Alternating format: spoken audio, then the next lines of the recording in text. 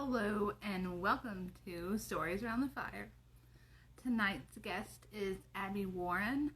I had the pleasure of working with Abby at the theater, and she was in high school then, and I've kept in touch with her since then, so I kind of got to see her grow up, become a young woman.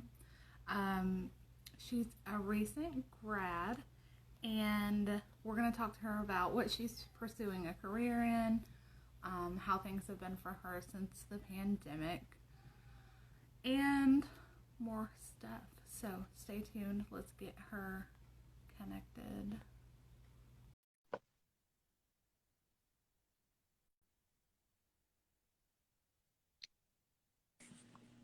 Oh my. Hi.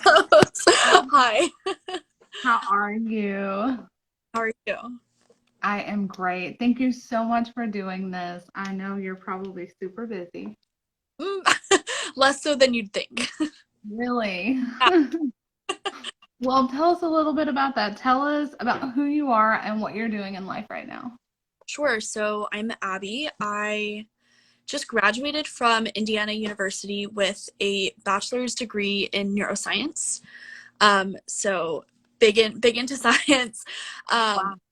yeah, and I currently am doing nothing with that. Basically, not to any fault of my own. Pandemic stuff, really. So I'm currently living at home. It's the first time I've really been home since starting college, so it was Oh, for sure. And I on my day to day, I typically I teach in the mornings. So I teach eighth grade earth science at the parochial school attached to my church. So I am virtual, and then everybody else is there in person. So that has been an interesting experience to say the least, but very lovely. And then I tutor math as well right now, but nothing full time. So when I'm not tutoring or teaching, I'm interviewing for lab jobs. So I'm doing a lot, but I'm doing not so much at the same time. yeah, yeah. Busy, busy waiting for something, right? Yeah. And I mean, I will be completely honest, and I hope nobody watching shanks me for this, but I have had a few offers in my field, and it just was not ever really the right one, right? And so I've turned down multiple full-time offers to work in a lab. But I think that it was kind of it's kind of a luxury being able to be home right now, and being able to not have to pay for things, and be okay, I can take my time finding the right job and the right next step for me career wise, which is nice. Yeah, definitely. With something that serious, I feel like you really, sounds like hard work. You really got to be into it. I question myself all the time. I was talking to somebody last night, and I was like, I'm going to change my whole career path. I'm going to be an art conservationist. I don't really know if that's a, Yes. but they do chemistry. I do chemistry. I can do that. So I was like, maybe not. Maybe I should stick with my original plan. But I don't know. All the waiting, I think it kind of gets you down. Yeah. Yeah, I can bet. I mean, I have no experience waiting on some serious job like that, but you know, just the little ones. I can relate on that level. I mean, even that's very stressful. I think waiting to hear back about anything. I'm just okay, you said you would email me today, and yeah, I get that things happen, but please email me today. Yeah. I literally sat and waited on the email all day. Oh, I read an article recently about a rise in employers ghosting people on all Oh, levels. Just what, that's something you do to a really bad Tinder date. You shouldn't ghost employees you've or potential employees that you've taken the time to interview. But I have also ghosted my fair share of potential employers. So right. Oh, that's a job I don't want. Let me yeah, ignore. it's oh, you didn't offer me enough money, so actually I'm not going to respond at all. Yeah. So Yeah. I mean, at this point, it took me a while to get there, but at this point, I just tell them like, yeah, you're not paying enough. yeah, You no, never know. I tried to negotiate, and they were no, sorry, and I was Oh oh, yeah, no. then I'm not taking the job. sorry. So No, no way. So neuroscience, yeah. neuroscience. What made you choose to do that? I mean, so I always had a knack for like, I still do, for like diagnosing my friends with like psychological illnesses. It's like, you know, not really something you should do. Um, but it was kind of like I was always very interested in the mind. And when I got to high school, became very interested in science and saw these amazing things at the molecular level. And it was like, how do these things have the complexity that I think that humans do in a lot of ways without having a brain? And so kind of trying to look more at the molecular level of why our brain is able to allow us to do so many amazing things based on things that honestly work just mostly based off signals and like chemical signals and whatever other kinds of signals. You know, and I just, that kind of really drew me to it. It was like the basis of all human behavior, you know, all with an asterisk by it, is based on a very interesting kind of mechanism, and I really wanted to learn more about that and kind of learn more about what happens when it goes wrong. So Yeah. So for like as I mean the way just the way you put it, for as I'm sure like uh detailed and there's probably so much crazy I don't even know the word. Look, I don't even know the word. How detailed it must be. It also kind of sounds romantic, like the way that chemicals, you know. yeah, no, absolutely. I mean, I think it's really important. I have a bone to pick with people who are outside of STEM. And I think it's kind of the notion that STEM is very like logical and detail oriented and that's it. And in a lot of ways it is, but you know, it's at the same time very artistic and very you know, I don't want to say literary, but you could certainly write a novel about it. And have it be, in, I mean, in my very biased opinion, be very interesting. Yeah. If I think that STEM for a long time has gotten a very bad rap about like it's boring, right? It's very like by the book. And I think that science and scientific discovery is very much not that way. You have to be very creative and you have to look for the kind of artistic detail that you can find within cells and you can find at the molecular level. Yeah. Wow. That's a really good perspective. I mean, you know, one that I don't think enough people realize or ever hear to realize, you know. Thank you for sharing that. That was beautiful. So if you weren't, you said if you weren't doing this, you would be what with art? So like an art conservationist, and I think it kind of, I don't really know if that's like art conservator. I think that's like, that sounds gross coming out of my mouth. But it's like, you know, cleaning really old paintings and then, Yeah. right. And I am not, I've gotten better, you know, I'm not great at art. So it's like I have the cleaning part down, but the touch up part, not really. um, Um, but kind of just a whim, you know, I really love art history and I think, wow, that'd be so cool to, you know, potentially interact with these paintings that I've, you know, admired from, you know, a foot away from the museum wall and to clean them and to make them to restore them to their original glory. I'm like definitely the person that goes to a museum and is like, I just would like to touch it and I don't mean any harm. I just want to touch it so badly. right. I don't, but I have the urge to. So you're just trying to fulfill that need to touch the paintings. A little bit. And really, I think that there's kind of this pressure put on you when you get to college to kind of choose one thing and then to go with it. And then kind of all of your other interests get pushed to the wayside. And I know realistically, like, I don't think that going into art conservation is like really what I aspire to do. But it's really like I have a love for art and I have a love for art history that is kind of stifled. And then you get out of college and it's like, well, how do I, you know, even begin to have the resources to continue to learn? I think that's kind of a hump within itself, is to say, okay, I had these interests, felt like I couldn't do it in college. I want to do it now just to learn more about it. But I don't know how. Right. And so for me, where I'm at, it's like, for my stage in life is like, okay, I'll just switch career paths. Not a big deal. You could do both. I mean, I don't know how busy that would be though. I think that would be a very taxing life to live. Yeah, yeah. It probably would, but Yeah, no, I mean, aspire to do all things that you can. Make a career shift later in life. Yeah, why not? yeah, always go shift, go that way. Go the other way.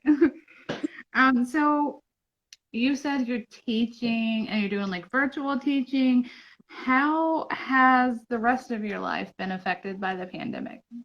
Yeah, I mean, I think the big one that I think of immediately is graduation and not having a graduation. And my school, I, did very little for us in the spring, and, kind of made the empty, like, oh, you can come back and walk at a different ceremony. And it's just like, it's not the same. And I hate to kind of sound like I'm on my high horse, but I, completed college in 3 years, and that was like a very big deal and like a big feat, right? And so for me to like walk at any other time is like not the same. Right. Yeah, no. So, it's something that's kind of taken away that you're not really going to get back. Yeah. And it's kind of those experiences that it's like, man, I don't even really know what I'm missing out on, but I wish that I could have done it. Yeah. Wow, that's a bummer. I'm sorry. I mean, I'm super proud of you for finishing. I mean, I try to keep it in perspective. I think that my life, very luckily, has not been affected nearly in the same way that other people's have. For me, it's other than being at home, it's relatively normal. It would kind of be how it is if I were living at home in high school, right? My mom still goes to work every day because she's a nurse and works in the hospital. And I, go pick up my little siblings from school, and so it's like the same thing that I would have been doing if I had been living here all this time. And then I have to consider, other people whose lives are drastically changed and who are unemployed. And I am very fortunate to not be affected in such a significant way. Right. So, what are some new fears about the future that all of this has brought on? I know, like, you just graduated and you probably just normally have a ton of, you know, questions and fears and choices to make. What are some like new things that you're totally worried about now? Yeah, I mean, a lot of it does kind of stem from things that I thought I'd figured out, right? A few months ago, right, when I was, I guess more than a few, oh man, I know it's just all random. a year ago, I, knew what I wanted to do after graduation and where I wanted to be. And then the pandemic happened and careers in that area kind of disappeared. And I just, it's very difficult to kind of think about, hey, this is the conception I had for my life. And now I'm here and like none of that is going to plan. And I think you kind of have this idealized view that things are going to go to plan until they don't. And it kind of is a shock to your reality to be like, this could happen again and again and again in different ways. And I think that's something that's really difficult for me, at least, to kind of come to terms with. Yeah, definitely. I mean, I think a lot of people are dealing with that. I really feel for the younger people like you who were kind of just like, okay, this is your time to like step out into the world and, Mm-hmm. you've come to this place where everything was supposed to come together for you. You've worked your plan and then you're thrown into this. Yeah, no, it's not ideal, Right. certainly. But I look for a silver lining, I guess. I am very glad to be at home and to I spend time with my little siblings that I like really haven't genuinely seen in like 3 years. And so like that's nice. But at the same time, it's like, man, I feel kind of like I'm failing at this idea that I had for myself. And now I feel like the more time goes by, the more unrealistic it comes, or the more unrealistic it seems to kind of get back on that original track I had for myself. Yeah, that's a bummer. But I know you're smart and you will figure out. I'm hoping so. I Yeah.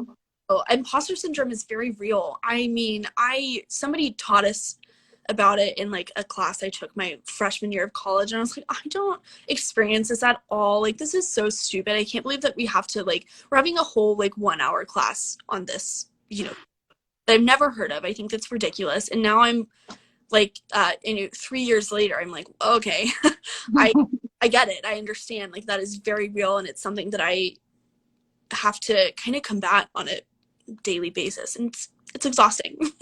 Yeah. Yeah. Oh, I'm sorry. I mean, I a lot of people deal with it. I think it's kind of hard though, because nobody, not it's not it's a cliche, but nobody really talks about it. And then you find out about it, and it's like, okay, I've stopped myself from doing all of these very interesting things because I was scared of not having the necessary qualifications or the necessary smarts or whatever else to do it. And then years later, you realize, oh, there's like a thing that people like. It's common enough that people have named it and diagnosed it as a social phenomena, and that other people experience it too. But you wouldn't really know because you don't really want to express that like feeling of thinking that, oh, I'm going to fail at all these things, um, for no like logical reason. So Well, I mean, I feel like at some point, like everybody probably, not everyone, but most people probably have experienced that. And I think the more like you're just freely talking about it, I think the more that people talk about it, the more that you'll figure out ways to get around it. yeah, I'm hopefully. yeah, me too. I would love to not have to deal with this every day. Yeah. Like if there was like a 12-step program. Yeah, right? For dealing with imposter syndrome, absolutely. Sign me up. I think that is the next $1 million idea. There Um, you go. yeah, if I You can. can do what you're doing then. That's funny. So, what do you do for fun now that all the fun stuff has been canceled? Sure. I have been painting a lot. Right. So I've gotten better. I can't say that I'm good. Um, and I try to do like little recreations of very famous paintings that I really admire. So they're not, comparing them to, the likes of Monet. I'm like, oh, like this sucks. No, don't do that. Don't compare. And I've like writing letters. I have lots of stationery around my desk right now. Unfortunately, I don't think I like to try to force people on the internet to be my pen pals. Um, but I think people are really scared of just like, I think it's, yeah, like being like doxxed or something if you're like an anonymous account. And so it's like, oh, I'm not going to trust this like random person on the internet to give them like, I'm not going to give them my address. I'm like, I just want to write you letters. Like, I'm not trying to expose you. Like, I don't care about anything that's on your Twitter or your Instagram like that deeply.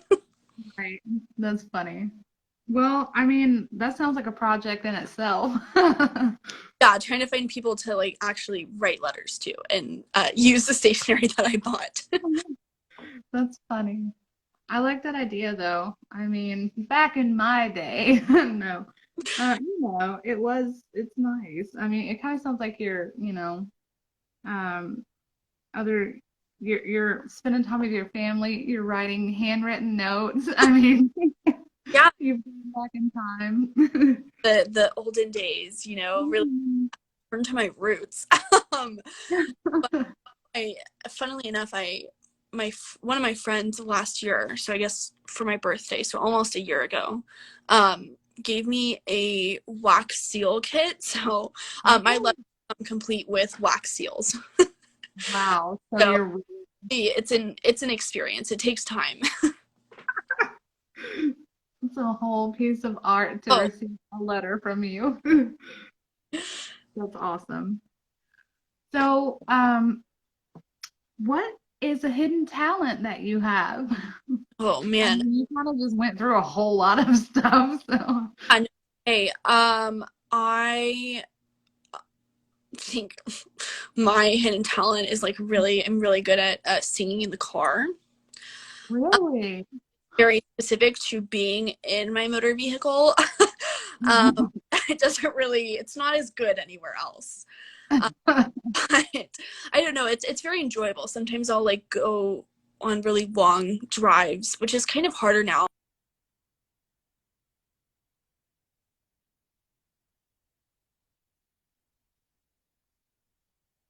No, you're not frozen.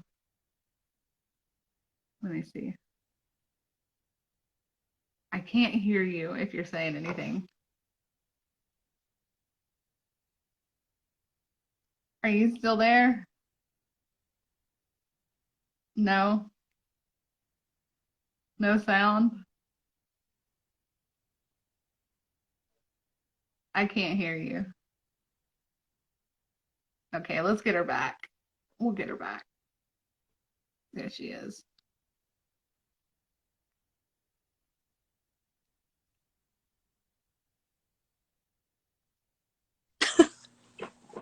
There you are. Sorry about that. My mom called me and then my phone fell and it was Oh, just a lot that just happened. that's okay. Yeah, singing in the car is a big one. Yeah, but I was saying it's hard, you know, coming home because when I was in Indiana, it was like everything is like, I mean, a 20-minute drive from each other. And here it's like 2 minutes down the road. So I really have to go out of my way to really get this time back. I don't know. I mean, I don't think I'm like the worst singer in the world. So maybe it is a hidden talent. I just am too scared to do it in front of other people. So I don't. Um, but I think it'll probably remain in the car for the time being. It's venue specific. Yeah, yeah. So you seem very planned, calculated, you know, smart. But I It's want to know what I said it's a front. is the front. Yeah, see, that's what I'm about to ask you. Yeah. What's the most dangerous thing you've ever done? In my life. Yeah, that you can think of. That you Um, can. yeah. I don't know. I mean, I used to do like again, driving the car really gets me for some reason. I for whatever reason went through a period of my life. Um really hope like my mom doesn't end up watching this. She's No. like throwing thing. Where if it was like storming really heavily, I would like intentionally not like put my windshield wipers on, just to see like how far it is I could make it, without turning my windshield wipers on. Um, you know, adrenaline rush. Oh my gosh, adrenaline rush. Maybe. Smart. No. Um, I have mostly nixed that from my life. I think I've gained some common sense. That's terrifying. Yeah, no, I mean I wouldn't say that I'm like a safe person, but there are certain ways in which I don't like pushing boundaries. I mean, I have had one close run-in with the cops, and it was, you know, when you knew me, so I was in high school, and I was like, literally never again, never Yeah. again. Will I do that? Will I do anything near having to be in that situation again? Um, Just kidding. yeah, because I maintain I didn't do anything, and you know, nothing happened, but I think it was enough to give me a pretty good shock. And then yeah, I can't say that I'm a huge risk taker. I feel like I sound really boring. No, you don't. And my mom heart is like, good. Thank goodness. That's awesome. So I know like you've had the opportunity to go travel places. What is the most beautiful place that you've ever seen? Yeah, I mean, I still think I haven't traveled too much outside the United States. So like the big one that I have traveled outside of the United States is going to be China. I mean, it just really is an incredible place. You know, very different but very similar. all the same. And so I think that was like a really wonderful experience to kind of see the currently the antithesis to the United States play out, and to be a part of that culture for a while. And it's really just incredible, right? Because it's so different. But when I was there, I think I was very obsessed with like finding the similarities. And so I really enjoyed it. I thought it was very, very interesting and a very beautiful country. I say hesitantly, not for like any political reasons or anything, more so like I lived in Beijing for most of it. And so that's very city, very urban. But going out of the city was incredible. Yeah. Like, yeah. But I'd hope to make it, I don't know, I've never really been to Europe. And I think that's something I still would really like to do. I don't know, now I'm just talking about places I want to go. The friend who's watching this right now is like texting me on the side. I'm not going to expose what she said, but I'm going to play into it here a little bit. But I would really like to visit Russia. I've been looking for jobs in Russia just because I think it would be fun. And I, fun fact, recently converted to Eastern Orthodoxy. And that is like one of the highest populations of Eastern Orthodoxy in a country. And so I think that would be really cool to actually spend some time there. Really kind of immerse myself in what a culture is like when it is dominated by the church that I'm a part of. So that's awesome. I think that would be a good little pilgrimage for you. I think it could be fun. Definitely. So, what's something that you wish you'd known when you were younger? Oh man. Let's see. Something I really wish I could like shake myself sometimes and just be like, I stop being like so stupid. But if I wish I knew when I was younger that like I think I'm better at it. I'm better at it now for sure. But to be more open to change. Right. I think that I don't want to toot my own horn, but I think nowadays I think I am pretty good at experiencing change and appreciating it, and really valuing it, and like kind of letting it lead me as opposed to trying to hyper control everything. I say very rarely because I so really like to control a lot of things. But yeah, no, I wish I could tell myself to kind of learn that a little bit earlier. I've a lot of my friends, and I think a lot of people my age are really hesitant to change, and kind of see it as a bad thing. And I think that kind of carries on throughout all generations, is being very like, no change. And I don't even mean on like a big societal level. I just mean individually, taking it with an open mind and an open heart, as opposed to trying to close yourself off to kind of fit the mold of the person that you were a year or 2 years ago. I think that was a trap I found myself in a lot, and still sometimes find myself in. It's just a pride thing, really, sometimes I think. So I would tell myself to let go of some of that pride and learn to appreciate change earlier in my life. Yeah, I think that's good advice for anyone. Like, yeah, that's a good thing to learn. That's a good thing to, even if you don't necessarily like it, just to know how to deal with it. And it is a hard skill, right? Because sometimes it is unwanted and is unnecessary. But I think it is important to, I am going something. Okay, I don't know if you'll find this as funny as I find this, but I clearly find it hilarious. So back when I worked at the HPV theater, I was don't call it that. I have to call it that. I'm like obligated to. I was obsessed with a certain manager, and at one point I found his Instagram, and his Instagram bio was "roll with the punches before the punches roll you," and I was like, that is like ridiculous. right? But honestly, I kind of get it now, and I hate admitting that. I really do. It brings me a lot of pain in my heart to have to say that I think he was ever right about anything. No. But you know, yeah, roll with the punches before the punches roll you. Kind of accept the change that comes your way, and take it with a grain of salt, and accept that there's a reason for the change being brought into your life, and be open to it. Yeah.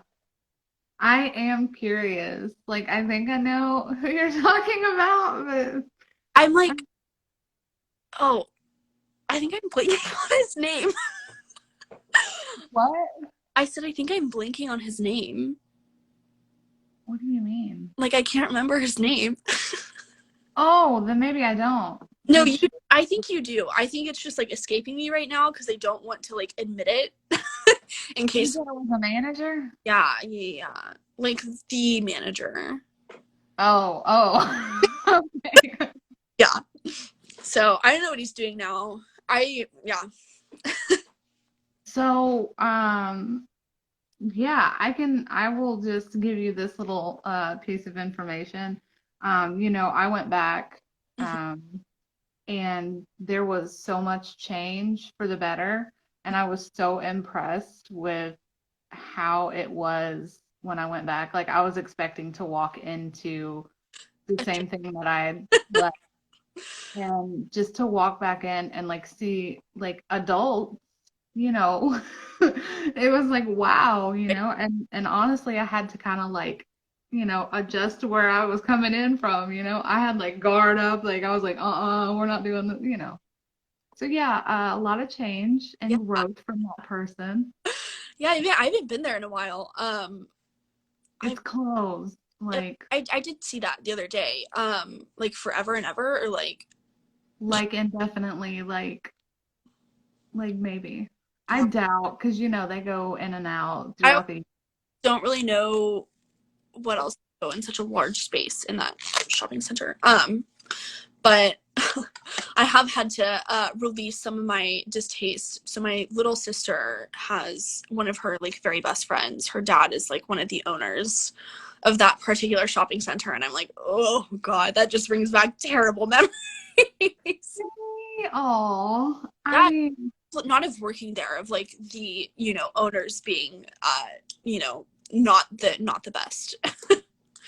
really, I just didn't have any interactions with them, and this time back, there was a lot of focus, or a lot of control given to people that were actually there and could see what was happening. Because I'm sure, as an owner who might not get there often, you kind of don't have a grip on the inner workings of everything. And so I feel like giving people who are there a lot more, control really, really, really helped. Oh, I'm sure. um that's good to hear that it is doing better than when I was last there. Well, I think you were there for like a change in management and stuff, right? Yes. Yeah, that was just a little chaotic because it was transition period. Yeah. That's my story, and I'm sticking to it. Okay, so what advice would you give to someone on a similar career path as you? Oh god. I have found that interviewing for jobs, the experience is like the best thing you can do. And I know that like is a bad thing to say because like it is, experience there, it's limited, right? And there's barriers to getting this experience. But I will say that is a big one. And certainly, I mean, interviewing for jobs too, I think it has become very evident like what labs you would want to work in and what people you would want to work in. And a lot of times like it ends up, I'm not gonna name any names or anything, but a lot of times it ends up that there are really really cool labs at very nice universities or very nice research institutes that end up, you can tell within 5 minutes talking to them that it would be just terrible working for them. And so my advice is to not kind of follow the golden luster of a nice university. If you think that something's wrong with the people that you've talked to, because if you are getting a bad, weird vibe in the interview, it's going to be a bad working environment. And it's a very, I mean, at least I can't speak too much about, you know, the medical route.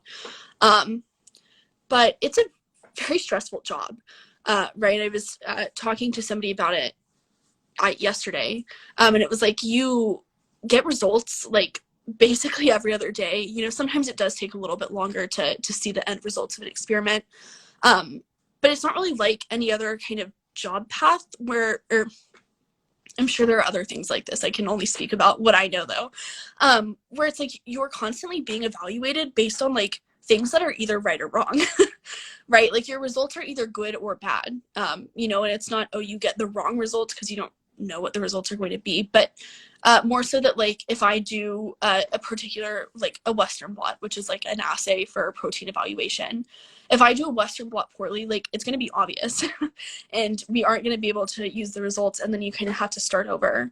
And so it's a high pressure situation, and it's, I think, very easy for people in this particular career field to get very imbalanced with their work-life balance, and, you know, working every single weekend and putting in hours at night, you know, which sometimes is necessary, but never really kind of giving yourself a break. And I will say I went through a particularly hard time when I was doing a full-time lab experience one summer.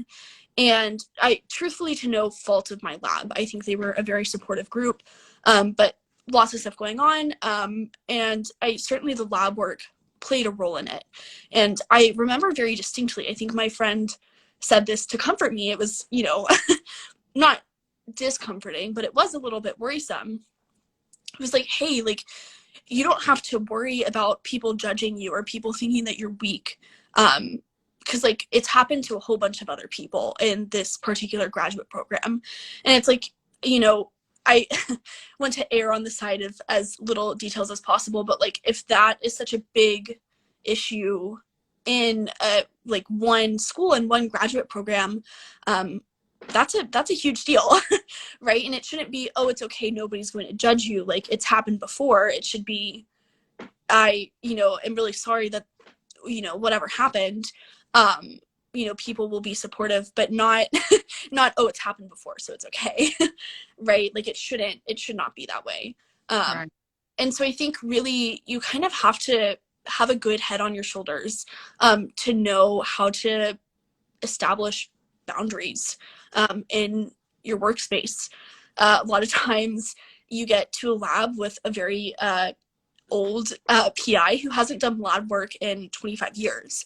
And they kind of don't really understand the nuances that are now present in working in a lab. And I think that that's very stressful, but even as a low-level undergraduate or as a technician, you really have to be firm, and establish boundaries for yourself before you kind of get the life sucked out of you. Because it's a very unfortunate situation that a lot of people have been in and don't really know how to stand up for themselves to these, you know, potential Nobel Prize winners who are very influential. And it's like, well, I don't want to, you know, say no to you, but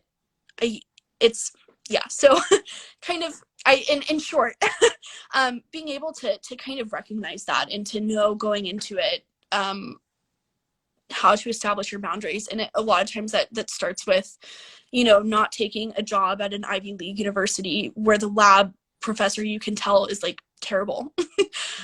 You know, so I think that's a big one that I wish somebody would have told me very directly before having to find it out myself. Oh, I'm sorry you had a bad experience, but it sounds like you did come out with some good Yeah, advice. I mean, I wouldn't say there are certain parts of it that are bad, of course. But I think on the whole, you know, right now, I think I deal with that on a day-to-day basis of interviewing with labs. And it's kind of something I've learned from bad experiences to come forward and say, like, if you like, I know how stressful this job can be, and if you're not going to make any effort to you know tell your applicants that you are a supportive PI, then like it's not a good place or a healthy place to work. Yeah. So yeah, work-life balance is a big kind of rabbit hole you can fall into, I think, with anything, but especially working in a lab. Yeah. Wow, that sounds like there's a lot more dynamics going on than people probably realize. Yeah. Oh, and it's hard to know until you're doing it, and hard to know what kind of management style you work with in the lab until you get the experience. Right. Yeah, get experience, but do it with caution. Yeah, definitely. That sounds tricky. Oh, Part of the whole thing seems like it's just, you trusting your gut and your intuition and doing the research and making sure that you're doing the right thing even before you step through the doors. yeah, no, a lot of it's in some ways a guessing game, and a lot of it is, yeah, really really trusting yourself and being able to put your trust into yourself. Yeah. And it's hard for, Oh, it's anyone, but, especially young adults. yeah, no, I mean, and coming out of college too, where it's like you're still in this weird transition phase where people are half treating you like an adult and half treating you like you're 12 years old. It's like, and then you're suddenly out of it. It's like, okay, well, what do I do now? Is a big deal, and it's hard to do that on your own. Yeah. I can remember being young. No, and I can't imagine like having to, deal with any of that. It sounds tough, but you know. Yeah, I mean, the love for science and the love for discovery really pulls me through. Like, you really have to like it to be in this career field, right? So Yeah. Do you think that there's more, or in your experience, is it more like a male dominated thing? I mean, I think that is the rumor on the rumor mill. I can't say that I've ever really been in a space in labs I've worked in or anything like that where I felt outnumbered. I mean, I've worked in two different labs, in both where were female PIs. So like the head of the lab was a woman, and one of the labs was all women. It was very small, but it was all women. And in the second lab, there was, yeah, like one PhD student who was a guy and one postdoc who was a guy. Uh, and then everybody else. Oh, yeah. Okay. Oh, Okay, sorry. So and then everybody else, like, so it's, I really haven't found, I think, yet, that I, yeah, have been, like the only woman in a particular space, or feeling like I have been excluded from particular opportunities because of that. Yeah, no, I can't say that I personally have experienced it. I'm sure it is out there, and especially when it comes to bigger bigger things than what I'm currently doing, I'm sure it's much more prevalent. yeah. I mean, hopefully by now, like, I mean, I say by now, there's always been women scientists. Yeah, You I know, mean, I, you know. it's been dealt with at this point. Yeah, yeah. I mean, a nice mix of everyone. Yeah. Yes. So, what does your 5-year plan look like right now? Oh my. My 5-year plan right now is to get a job. And as a research technician, which is like basically the lowest level in a lab that you can go aside from undergrad, which, makes sense for where I'm at. Um, Basically anywhere. I think that now is, my time to explore new areas of the country or new areas of the world. And then after hopefully 3 years in a lab and getting my name on a paper, I will hopefully go back to school and pursue a PhD. But you never know. Yeah. It's scary. Okay, so assuming that you do that, Mhm. what would your 10-year plan be? Oh, oh my gosh, I would be 30. Ooh. Oh, stop it. It's not like old, it's just scary to think about. Okay, so Terrifying. yeah, I mean, by that point, I guess I would be done with a PhD barely. I would really, I think ideally, and I'm hesitant to say this. I feel like people are going to judge me. Um, but hopefully, after getting a PhD, I would be able to kind of take some time off and like focus on having a family for a little bit. And then kind of after, because I feel like that's a good kind of stopping point where you can kind of easily come back into a career and be successful. So at that point, I feel like I would feel pretty safe with myself to say, okay, you can stop here for now. Take the time to dedicate to your family if you have one, and then go back to a postdoc or whatever else. I don't. Who knows? There's so many things you could do with a PhD. So, Yeah. but yeah, I think ideally that's what it would look like. But hard to say. Well, I think that's a nice outlook. And Yeah, I'm so super proud of you for all that you have accomplished and all that you will accomplish. Like, I mean, I knew you were smart and, intuitive, but like, honestly, I am just like so proud of you. I did not think that, I didn't see, you know, I mean, I don't think it. I currently am just like seems fake. no. Suspicious. No, no, no. No, No, I mean, no, you've always smart and, yeah, it's so weird though, especially being so young, right? So I'm still 20, and I feel like I shouldn't like be having a full-time job and like living by myself in like a city that I don't that I don't know anybody in. So I think that's kind of strange to think about too. That like just from an age perspective, I sometimes feel like I like shouldn't be driving a car. And I'm like, I don't feel like I'm old enough to do this. I think that feeling sticks with you. Yeah, I that it does. There's a favorite song of mine that speaks to that feeling very well, that I sing in my car very frequently. Um, so That's awesome. Well, that's all the interview questions that I have for you, but I would love to hear a story of yours. yeah, so I have thought about this all day because I was like, God, my life is so boring. Which I don't think is true. I just think like a lot of my more interesting stories are perhaps things that I should not share with people. So, but I will say there's this one I experienced from the first lab that I worked in that I think would be very interesting to people not working in a lab. So the first lab I worked in, very in brief, was looking at whether or not we could make like mice smarter, based on giving supplements to their mothers.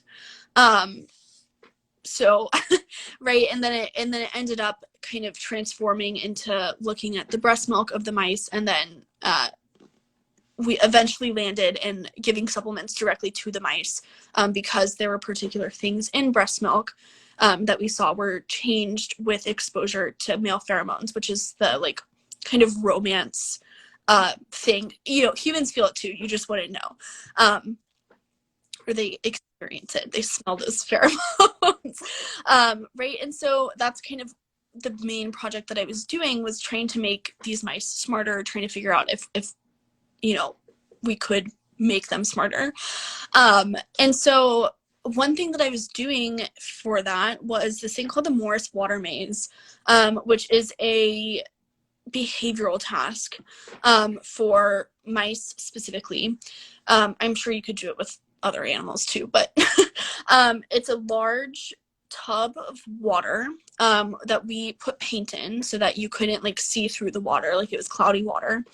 And there's 4 cues around the Morris Water Maze. And so at one of the cues, there is a hidden platform, right? And so we're timing how fast the mice can get to the hidden platform, and how well they get there. We can track their movements in the water, basically as an assessment of how spatially smart they are. So there was this, bias in science, right? We certainly had our favorite mice. that did particularly well. But there was this one mouse who really just was struggling. And it was like the first or second day that it was just me and another undergrad in the mouse room. And so it was, me and somebody else my age who like had never done this before. And I was like the person who was typically doing this experiment. So I was, making all the calls. And there was this one mouse, and we do 5 trials for each mouse.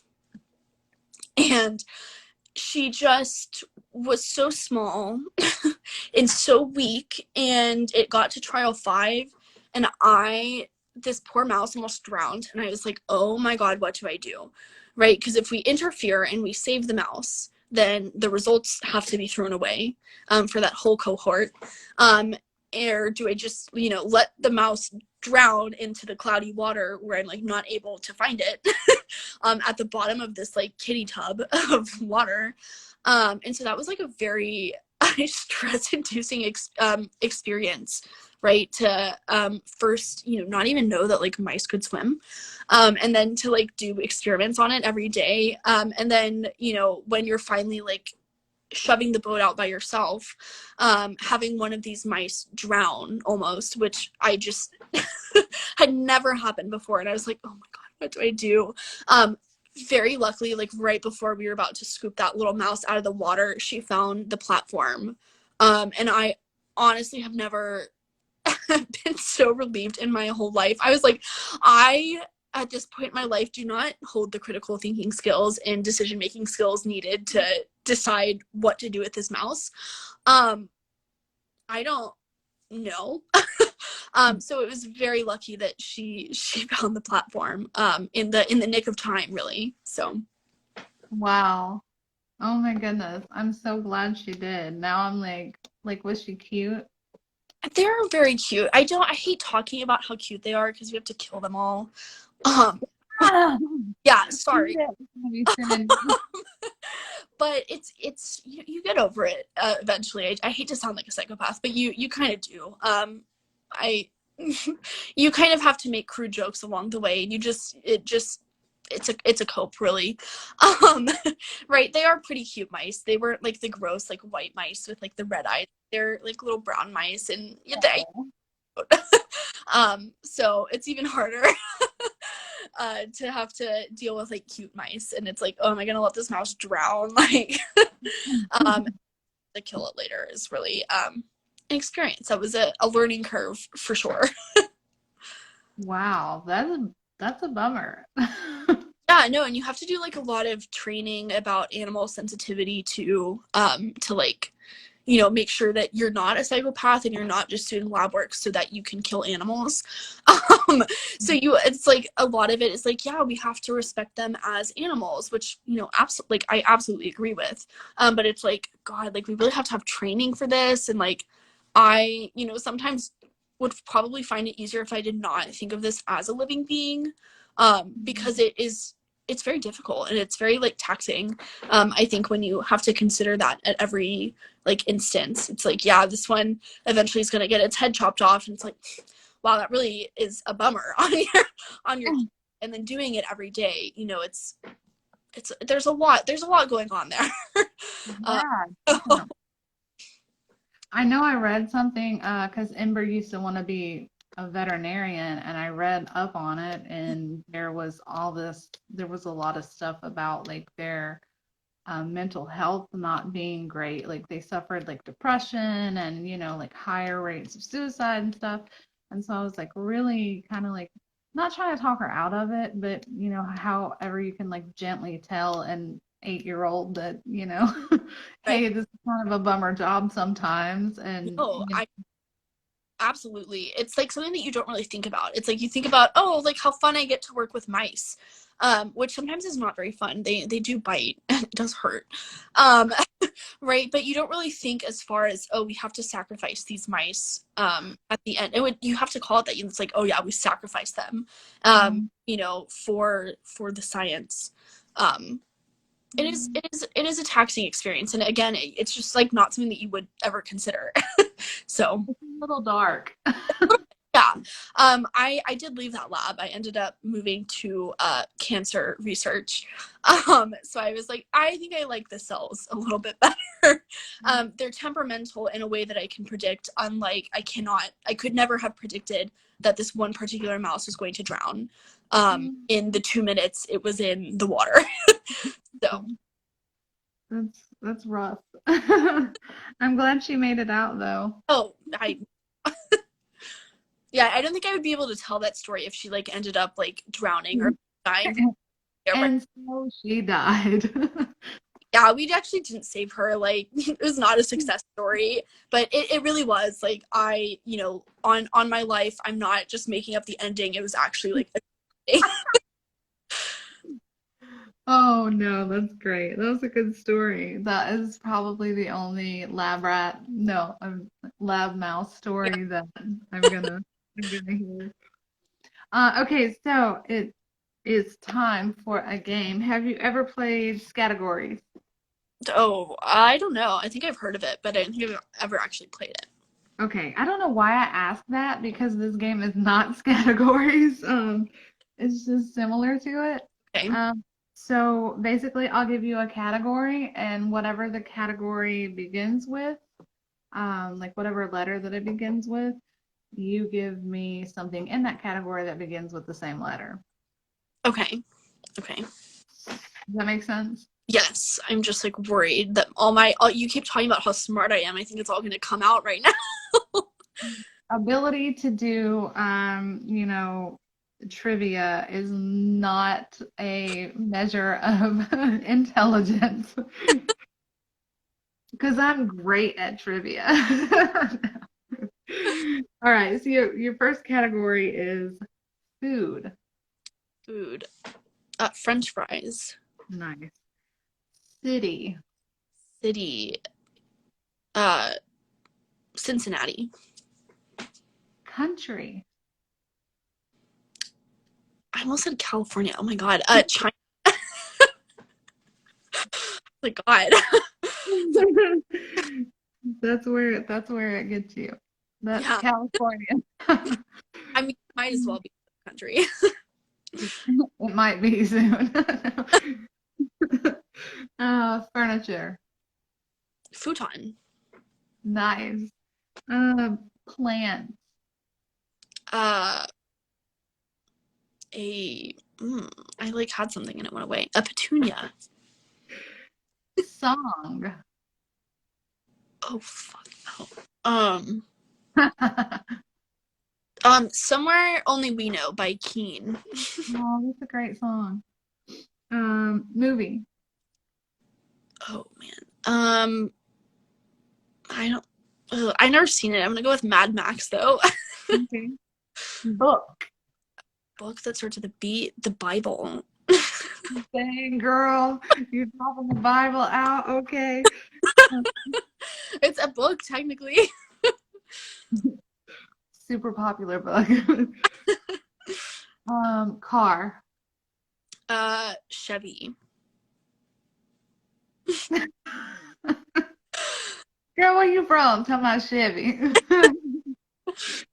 I thought you was gonna come out with, one of the fancy cars. You talking about Chevy. I thought of. Okay, series. Series starts with an S. I don't. Ooh, I think there's a Supergirl series. Yeah, that starts with an S. I like alternate between two TV shows. I don't do very well with new movies or new TV shows. It's like I basically either watch Gilmore Girls or I watch Mad Men. So like two very opposite of the spectrum things. So I have to tell you, look, you might hate it, but like something I recently got into that I didn't think I would get into, but I totally got into, and it's probably an old lady show, but The Blacklist. I've heard good things. Isn't that the one with like Kevin Spacey in it? I think we're like not supposed No, James Spader. to. I Yes. 30 seconds. Oh, 20 seconds. Okay, let me do a couple more.